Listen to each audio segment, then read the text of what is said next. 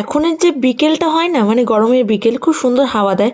হাওয়া দিলেই আমার মনটা একটু উড়ু উড়ু করে বাতাসে, মনে হয় একটু বেরোই। তা আজকে বেরিয়েছিলাম ক্যাফে যাব বলে।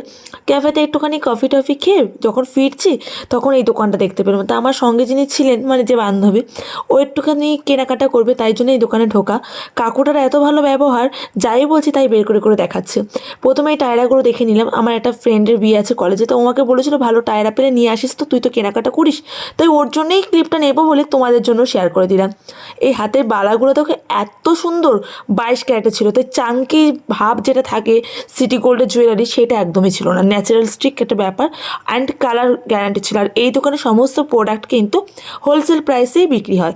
তাছাড়াও দেখো অ্যাজ আ ব্রাইড যে লং হারগুলো পরা হয়, গিনি হার, তাছাড়াও বিভিন্ন পার্লের সীতাহার, এই হাতের ব্রেসলেট যেগুলো এখন খুব ট্রেন্ডিংয়ে চলছে, সরু সরু চুড়ি যেগুলো পার পিস 50 টাকা করে। এগুলো আরও কম বেশি হবে যদি তুমি যত বেশি কোয়ান্টিটি নেবে। তাছাড়া প্রদীপ কঙ্কন, এগুলো ছোটো সাইজের প্রদীপ কঙ্কন, অর্ডার দিলে আরও বড় বড় যে প্রদীপ কঙ্কনগুলো হয় ওগুলো নিয়ে আসবে কাকু বললো। আর কাকু আরেকটা জিনিস দেখালো, এই চুড়ের সাথে প্রদীপ কঙ্কনগুলো কন্ট্রাস্ট করে পরলে যেগুলো হাতে খুব ভালো ফোটে।